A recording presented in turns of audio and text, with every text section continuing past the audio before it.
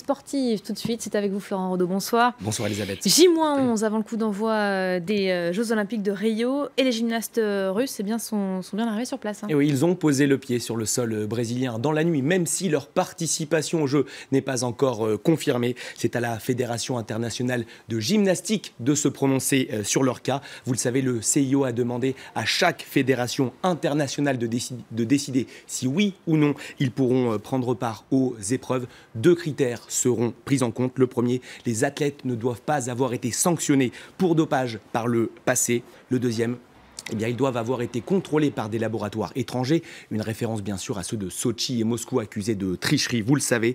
Sachez à ce propos que Yulia Stepanova, l'athlète de 800 mètres qui est à l'origine de ces révélations, elle ne prendra pas part aux épreuves puisqu'elle a déjà été évidemment sanctionnée pour dopage. De son côté, on l'a appris aujourd'hui, la Fédération internationale de tennis a autorisé 7 athlètes à participer aux Jeux de Rio. En revanche, 7 nageurs russes ont été privés de compétition.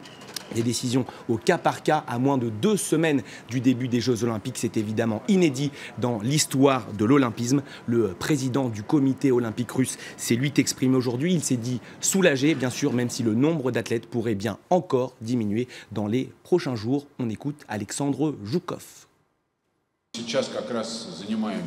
En ce moment, nous vérifions la liste de nos sportifs. Chaque fédération étudie les histoires de dopage de chaque sportif russe inclus dans notre délégation. Je pense que nous aurons bientôt des informations complètes. J'avais dit que 8 sportifs avaient eu une histoire de dopage, mais maintenant c'est clair qu'il y en a plus. Et on apprend à l'instant que Yulia Stepanova, dont je vous parlais il y a quelques secondes, a demandé un appel, évidemment, dans sa décision. Elle veut participer aux Jeux de Rio le 5 août prochain. Voilà, coûte que coûte, visiblement. On va continuer à parler de ces Jeux Olympiques, puisque depuis hier, la délégation française connaît le nom de son porte-drapeau. Et il s'agit de Teddy Riner, c'est une surprise. Le judoka a été élu par 52 athlètes français issus de 26 sports différents.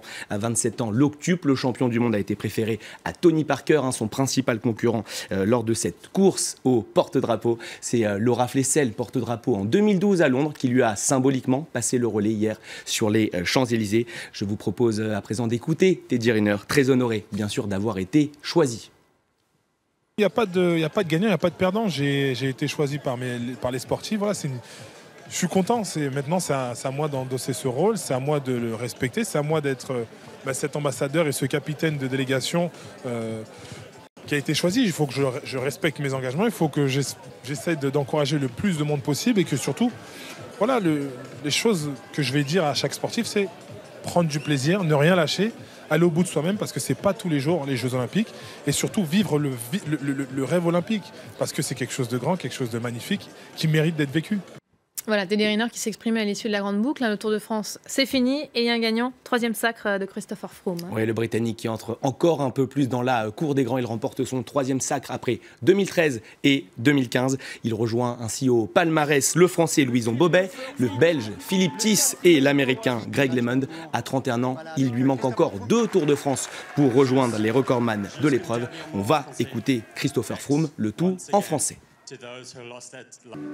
Merci encore pour votre gentillesse pendant cette difficile période en France. Vous avez la plus belle course du monde et c'est un très grand honneur pour ce maillot jaune. Vive le Tour et vive la France!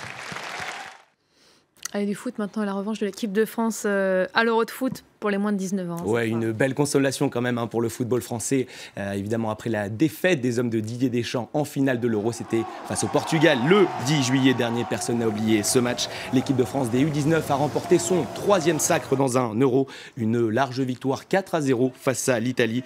Le premier but est signé Jean-Kévin Augustin, que vous le voyez à l'antenne. Le joueur du PSG termine d'ailleurs meilleur buteur de cet Euro avec 6 réalisations.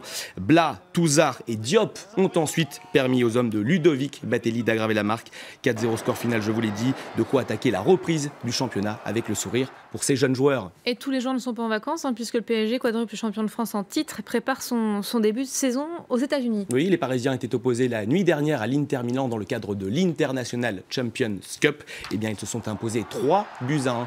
Un doublé de Serge Aurier, le défenseur capitaine pour ce match. Cela peut surprendre, évidemment, vu les événements qui se sont passés autour de lui l'année dernière. Il reste 2 matchs aux Parisiens, Leicester et Real Madrid, Madrid avant d'entamer le Trophée des Champions. Ce sera le 6 août prochain face à Lyon. Merci beaucoup Florent. Merci, à plus tard dans la soirée vous aussi. Fin de cette première partie de Paris Direct. Vous restez avec nous. On se retrouve dans un instant pour un nouveau journal suivi du débat.